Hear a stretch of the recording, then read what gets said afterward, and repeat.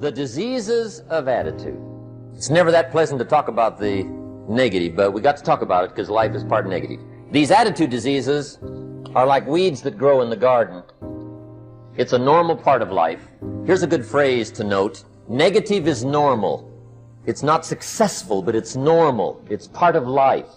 You must learn to handle the negative. Don't ignore it. Handle it. You don't have to live in it. You don't have to dwell on it. But you do have to handle it. So you've got to handle the negative. Here's what part of it is. It's called the Great War between Good and Evil. Mr. Reynolds and I are working on a new book this year called The Great War Between Good and Evil. And there is a war on. The minute you were born, you got involved in the war between good and evil, between darkness and light, between negative and positive, between evil and good, between tyranny and democracy, between weeds and human activity. I mean, the war is on. If democracy sleeps, guess who never sleeps? Tyranny. In the absence of light, guess what's automatic? Darkness. If good does not arouse itself and become active, guess what moves in? Evil. It's a war. A mental war, a physical war, a financial war, between enterprise and ease, between accomplishment and failure. It's a war. That's why there's an Old Testament phrase that gives the best advice for human activity when it says, 6 days labor, 1 day rest. Now, I'm sure we've taken that to mean, don't work all 7 days. Take one off. Here's what it also means. Only take one off. Or you're liable to lose the war. You've got to really work on your consistent self-discipline on a daily basis, or you'll find yourself distracted. Distracted by negative thoughts, distracted by negative people, distracted by water cooler chatter, and pretty soon, depending on the type of people you've associated with, distracted by your doubts within yourself. Never underestimate the power of influence and associations. And never underestimate the power of your own consistent self-discipline. Now let's take a closer look at discipline, at the 3 steps to becoming disciplined. First, true discipline is not the easiest option. Most people would rather sleep until 10 o'clock than get up at 6. It's easier to go to bed late, sleep late, show up late, leave early. It's easier not to read. It's easier to turn on the television than to open a book. It's easier to do just enough than to do it all. Waiting is always easier than acting.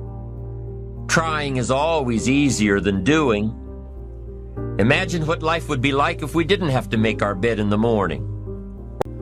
Wouldn't it be fascinating if we didn't have to do these things? Wouldn't it be fascinating? What do you suppose would become of us? You're right. Not much. For whatever the reason, the system we live in and contribute to is designed to make the easiest things in life the most unprofitable. Profitable seems to be the most difficult. Our world is and always will be a constant battle between the life of ease and its momentary rewards and a life of discipline and its far more significant rewards. Each has its own price, the price of discipline or the price of regret. There was once a man who was a great investment banker, one of the foremost in the world in his profession. He was born in poverty in Europe, was completely self-taught, and had used brains and guts to make a tremendous fortune. Many listened in fascination to this man telling the story of his life, and then would say, "Sir, you should write a book that would sum up all you've learned about the world and about how to succeed in it." But this great international investment banker just looked and smiled. He said, "Well, I suppose I could do that. But it wouldn't really be much of a book. In fact, I could tell you everything I know in just 15 or 20 minutes. Everything I've come to understand over the course of a lifetime. But what good would it do? These aren't things you can just hear about from someone else or read in a book. Until you've discovered them for yourself, they're just words, just puffs of air or drops of ink on a page. You've got to live in order to learn what I've learned. You've got to arrive at these truths the way you arrive at your destination after a long journey, with that same sense of fulfillment and joy. It's ironic, isn't it? Wisdom is not a thing you can buy, or a course you can take in school, or a degree you can earn. Yet every parent wants his children to attend good schools, and rightfully so. Wisdom is not really something you can get from another person, yet you can gain some wisdom from everyone you meet. Wisdom is something a wise man always feels he needs more of. Yet the true sources of wisdom lie nowhere but within ourselves. There are plenty of people who are too smart for their own good, people who are filled to overflowing with facts and technical knowledge, but who are sadly lacking in human understanding and common sense. We've all met people like that. They score high on all the tests. They get perfect grades in school. They win all the prizes.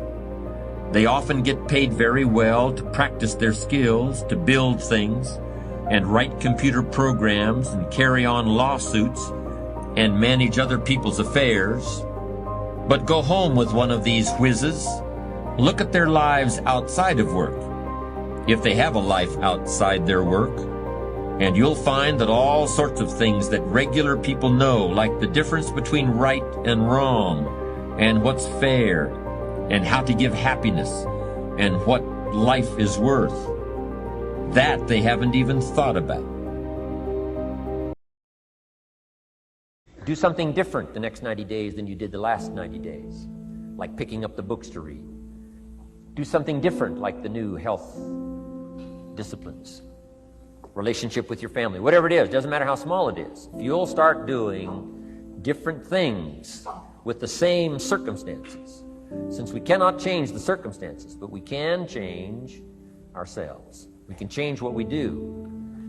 And then he gave me another secret to success when he said, what you have at the moment, Mr. Rohn, you've attracted by the person you've become. What you have at the moment, you've attracted by the person you've become.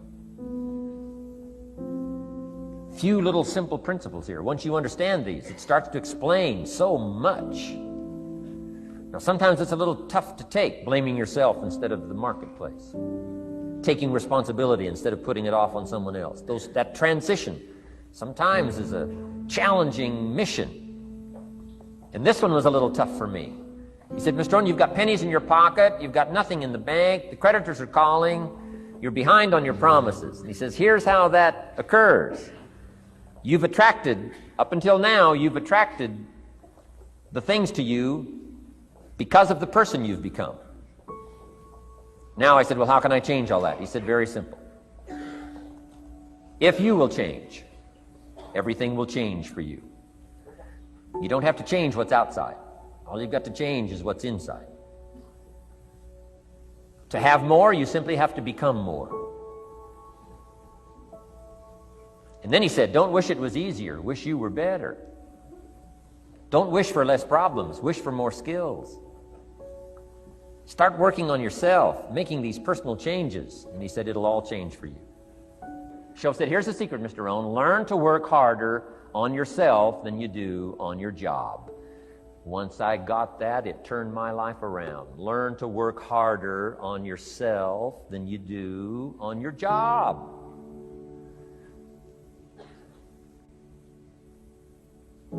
He said, if you work hard on your job, you'll make a living. If you work hard on yourself, you can make a fortune. Wow. If you would have known me at age 25, you would have said, Jim Rohn's a hard worker. If you'd have known me, you'd have said that. I'm the guy, I don't mind coming a little bit early, staying a little bit late, I don't mind that. You'd have said, well, Jim Rohn's a hard worker. You say, well, how come he's got pennies in his pocket and nothing in the bank and behind on his promises? Well, I was a hard worker, but I was working hard on my job, not on myself. I'm telling you, if you'll learn that simple little principle and start the process today, latest tomorrow, give you tonight to think it over. And start this whole process of personal development, work on yourself, make yourself more valuable to the marketplace. I'm telling you, you can so dynamically change your income, and economics is the least of the values that you can start earning in terms of equity if you'll start working harder on yourself than you do on your job. Work hard on yourself and develop the skills. Work hard on yourself and develop the graces. All of the stuff necessary to become more valuable to the marketplace. I'm telling you, your whole life can explode into change. Promotions, no problem. Becoming more valuable to the company, I'm telling you, no problem. Money, no problem. Economics, no problem. Future, no problem. If you just go to work on the right thing. Not get things out there to change. Don't try to change the seed. Don't change the soil. Don't change the sunshine. Don't change the rain. Don't change the mix of seasons. Let the miracle of everything that's available work for you, and start working on the inside. Work on your philosophy. Work on your attitude. Work on your personality. Work on your language. Work on the gift of communication. Work on all of your abilities. And if you'll start making those personal changes, I'm telling you, everything will change for you.